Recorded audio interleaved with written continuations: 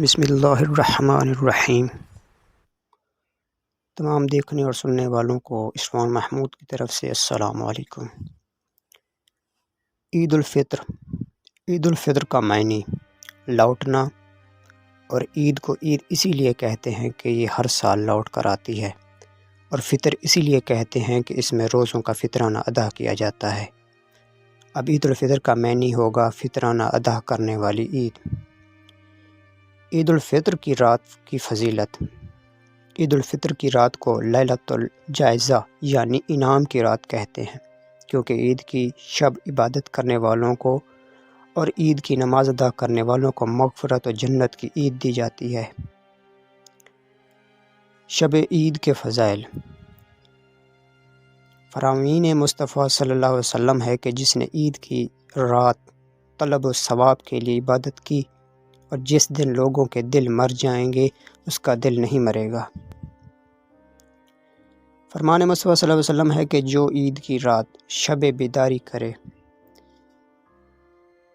اس کے لیے جنت واجب ہو جاتی ہے۔ عید کے دن کی فضیلت۔ فرمان مصطفیٰ صلی اللہ علیہ وسلم ہے کہ جب عید الفطر کا دن ہوتا ہے تو اللہ تعالیٰ فرشتوں پر فخر کرتے ہوئے ارشاد فرماتا ہے کہ اے میرے فرشتوں، میرے اس بندے کو کیا اجر ہے جو مزدوری کر چکا ہے۔ اے میرے فرشتوں، میرے بندے میرے فریضے سے فراغت پا کر نماز عید کے لیے آئے ہیں۔ اے میرے بندوں، مجھے اپنے عزت و جلال کی قسم، میں نے تمہاری دعائیں قبول کر لی، تمہیں بخش دیا اور تمہارے گناہوں کو نیکوں میں تبدیل کر دیا۔ حضور فرماتے ہیں کہ بندے عیدگاہ سے بخشے ہوئے واپس لوٹتے ہیں۔ حضرت وہب بن منبہ رحمۃ اللہ علیہ فرماتے ہیں کہ جب بھی عید آتی ہے شیطان چلا کر روتا ہے۔ اس کی بدحواسی دیکھ کر سارے شیاطین اس کے پاس جمع ہو کر کہتے ہیں کہ اے آقا، آپ اتنا غضبناک اور اداس کیوں ہیں؟ وہ کہتا ہے ہائے افسوس، اللہ تعالیٰ نے آج کے دن امت محمد صلی اللہ علیہ وسلم کو بخش دیا ہے، لہٰذا تم انہیں لذات اور نفسانی خواہشات میں مشغول کر دو۔ عید اور خوف و وعید۔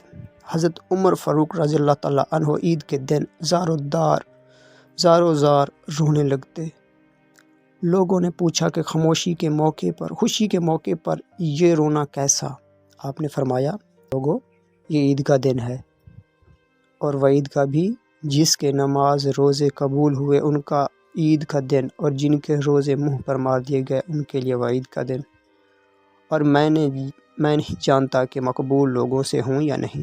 فرمان غوث اعظم رضی اللہ تعالیٰ عنہ ہے کہ لوگ کہہ رہے ہیں کہ کل عید ہے اور سب خوشی ہیں، لیکن میں جس دن دنیا سے ایمان سلامت لے کر گیا میرے لیے تو وہی دن عید ہوگا۔ نماز عید سے پہلے کی سنتیں۔ نماز عید الفطر کی ادائیگی کے لیے سرکار تو السلام علیہ جب تشریف لے کر جاتے تو کچھ نہ کچھ ضرور تناول کر کے جاتے۔ یہ ترمذی شریف کی حدیث ہے۔